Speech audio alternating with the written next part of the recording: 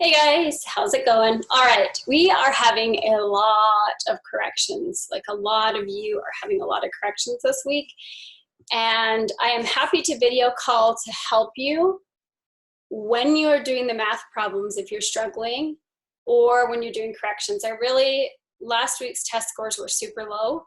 And so I really am hoping we can get on top of things. So please be asking questions. And if you need help, I'm happy to video call with you. But really, I need to be hearing back from you more to know where I can help.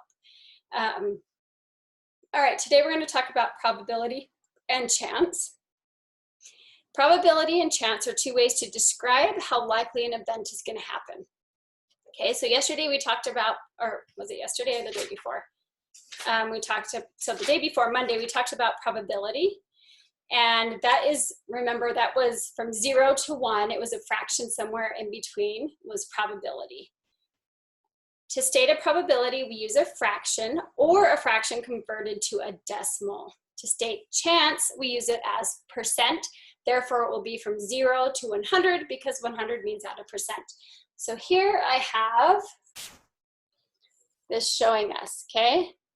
So probability is from 0 to 1. And halfway in between obviously is half, and it's going to be a fraction somewhere in between them, okay? Equally likely to happen or not to happen.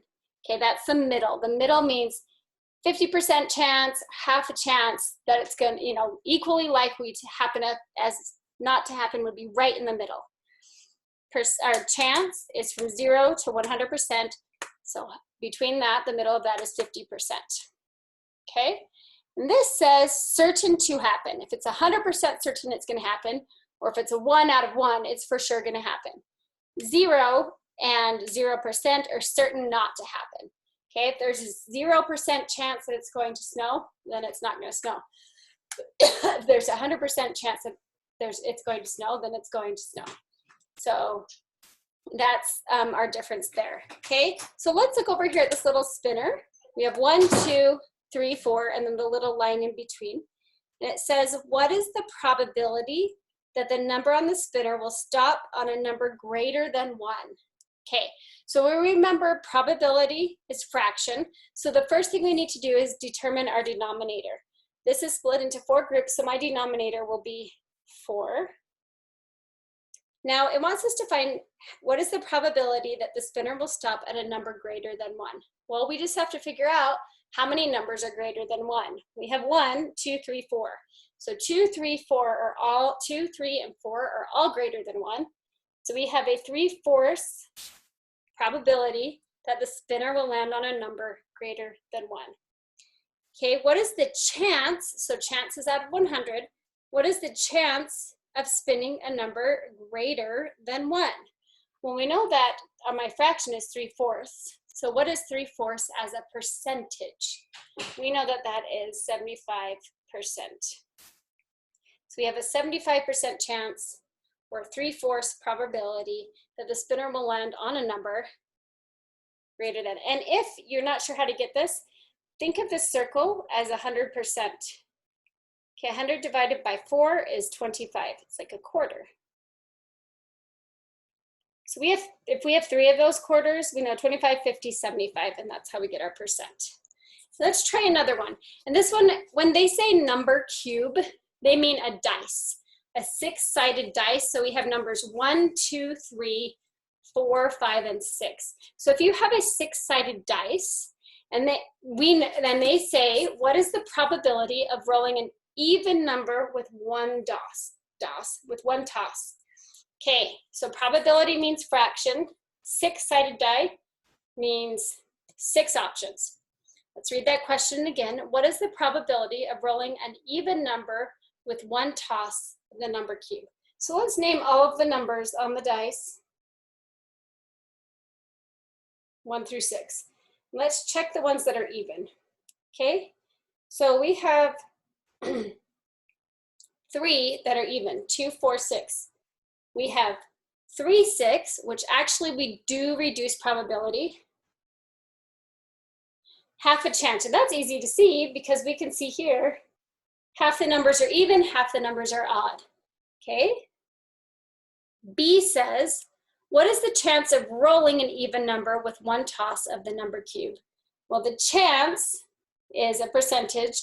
We know that 1/2 is what? We saw it on our chart before. Half of 100 is 50.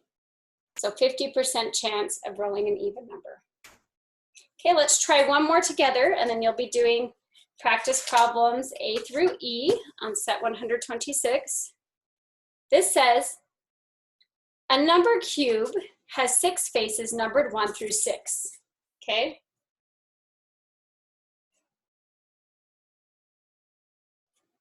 We're gonna have 2 questions here. 3 of the numbers are even, 2, 4, and 6. Oh, no, this is just answering the question. Silly me. This is just answering what we just answered. Jumped ahead of myself and I thought there was one more problem, but there's not. Let's try, let's see. Let's try A and B of your practice problems just really quickly, because I want to make sure you guys are understanding how to change it from a fraction to a percent. Okay, so if we have, we all know my not so amazing drawing skills, right? Okay, so this is split into 5. 1, 2, 3, 4, 5, and that's my number spinner. A says, what is the probability that the spinner will stop at 3? Well, let's look here. How many numbers are there? Probability is out of fractions, so I say this is split into fifths. What is the probability it will land on the number 3? How many number 3s do you see here? You see 1. That is 1/5, okay? Now, what if they wanted us to change that into a percent? How do we change that? Well, we have to figure out 5 times what equals 100, okay? So that would actually equal 20%. Okay, let's try B together. So you guys will just have C, D, E for your work tonight. What is the chance of spinning a 4? Well, there's 1 4 out of 5. So to turn that, we do the same thing. It's a 20% chance. So all of these actually equal 20% because 20 times 5 equals 100. Okay, so just do C, D, and E. And let me know if you guys have any questions on probability and chance. Just remember, probability, fraction, chance, percent. This is set 126, even or all for everybody else, but you do have to do number 1 because number 1 is what we learned today. So for the one person who's on half sets, please do even and make sure you include number 1. All right, our next lesson for Math 76 is opposites. These are opposites, okay? This is an algebraic addition. This is something that can be super tricky, but really fun. We've been making number lines, right, and moving back and forth. So opposites are numbers that can be written with the same digits, but with opposite signs. So if we have a positive 5, the opposite of a positive 5 would be a negative 5. And then on the number line, we would see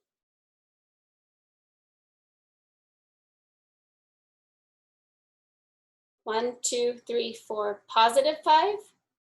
1, 2, 3, 4, negative 5. So they are the exact, away from 0. That's what it means, opposite. So if opposites are added, let's see what happens.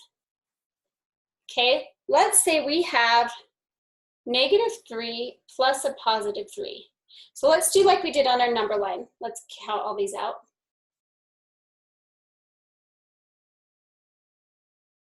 Okay, we're gonna start at -3.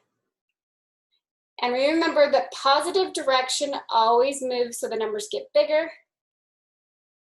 Negative moves so it gets smaller. So I'm moving a positive 3, right? So I could add another positive there. So let's go over 1, 2, 3. That equals 0. If opposites are added, it's always going to equal 0. Find the opposite, it asks us, of these numbers. Okay, the opposite of -7 equals +7. The opposite of +10 equals -10. Okay? The opposite of a number is written with the same digit, but just with an opposite sign. Using opposites allows us to change, okay, this is where it gets tricky. Using opposites allows us to change any subtraction problem into an addition problem. Consider this problem, 10 minus 6. Instead of subtracting 6 from 10, we may add the opposite of 6 to 10. So what this means is we change from subtraction to addition, but then if I change that, then I have to change this sign. Okay, 10 was 10 minus 6. Now we have 10 plus a negative 6. And if we had that on a number line,